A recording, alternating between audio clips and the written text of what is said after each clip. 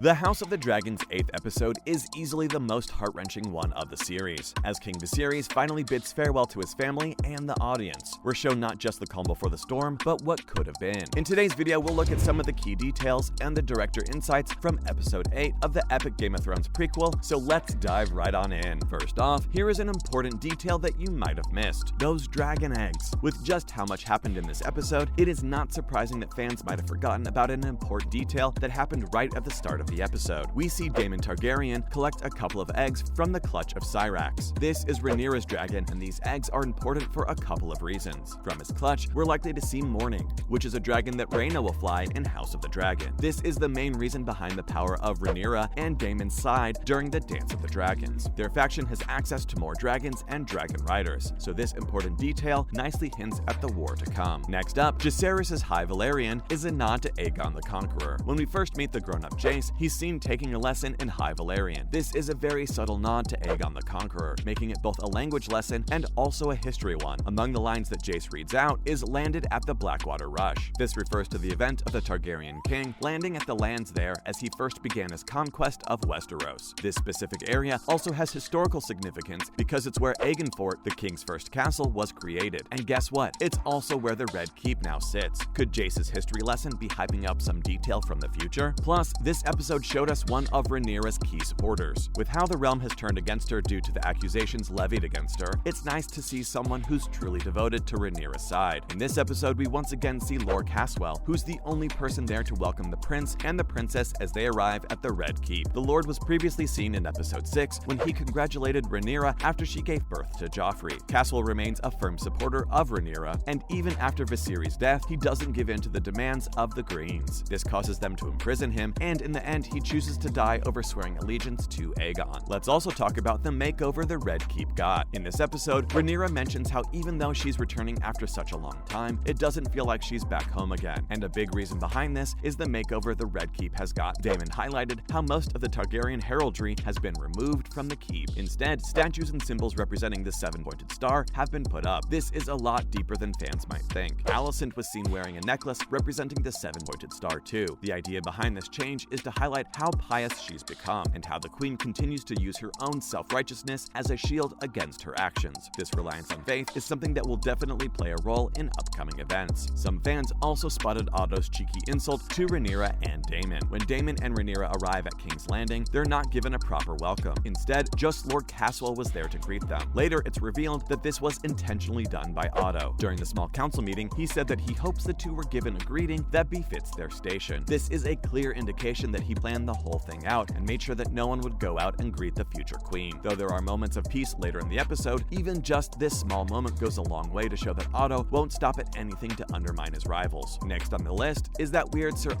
Eric mix-up. A knight on the King's Guard came to Alicent in this episode, and she accidentally calls him Sir Auric. The knight then corrects her, mentioning that his real name is actually Eric. This isn't just a random bit of humor though, it sets up the introduction of two very interesting characters, Sir Auric and Sir Eric. They're both twins who are members of the King's Guard. Eric is replaced as a sworn protector of Rhaenyra in Fire and Blood and continues to support her faction during the Dance of the Dragons. Interestingly, his twin brother, with whom Alicent spoke to in this episode, sided with the Greens during the conflict. We've seen a case of similar names shared by guardsmen before too. Back in Game of Thrones, Olenna Tyrell had two similarly named guards, whom she just called left and right to avoid confusion. Not to mention, here is an interesting tidbit about Viserys' mask. It's amazing how the writers continue to devolve Viserys' condition with each episode. Just when you think there is no way that he can get any worse, he proves that nothing is impossible. In this episode, we see that the old king's leprosy has gotten much worse over the past 6 years, and now his face has become disfigured and he's even lost an eye. He wears a golden mask to hide the part of his face that is damaged. This actually connects back to a real-life king, King Baldwin IV. He served as king of Jerusalem from 1174 to 1185. Much like Viserys, Baldwin also suffered from leprosy and wore a mask to cover his face. It's possible that House of Dragon may have drawn inspiration from the historic king. Plus, here's the reason Luke was laughing at the dinner table. During the dinner scene, fans noticed that Luke started laughing after looking at Aemond. While some perceived this as him laughing at the Targaryen's missing eye, it was actually because of a pig that had just been placed down at the feast. This was a callback to the Pink Dread, a pig that had been decorated as a dragon and given to Aemond by his brother and nephews to tease him back in episode 6. Aemond was the only one among them who didn't have a dragon, and they gave the prince a hard time because because of it. It's interesting now how he is the largest dragon in all of Westeros now. We should also highlight the significance of Viserys' final words. King Viserys finally died in House of the Dragon Episode 8, and his final words were definitely quite impactful. The king talked to Alicent about the Song of Ice and Fire, the dream that Aegon the Conqueror had about gaining control of Westeros to protect it from the threat of the White Walkers. Turns out, Alicent mistook the Aegon that Viserys was referring to as her own son Aegon. She thought that the dying king, in his final words, called the current Aegon the prince that was promised. This is apparently what caused Alicent to once again root for her own son on the throne instead of Rhaenyra. It's crazy to think that the entire civil war came to be over a misunderstanding. In his final words, Viserys said, "My love," and it's likely that he was referring to Aemma. In death, he's finally managed to reunite with his first wife, whom he clearly loved a lot. It's sad to see Viserys go, but at least he was thinking that his family had settled their differences and may be able to move ahead as one, though we all know just what's about to go down. Finally, let's discuss some insightful comments the director shared about Episode 8's shocking death. Gita Patel, who directed the 8th episode of House of Dragon, revealed some insightful details about the episode's shocking beheading scene. Daemon Valerian got the sharp end of Daemon's sword when he openly questioned the legitimacy of Rhaenyra's kids and even went as far as to call her a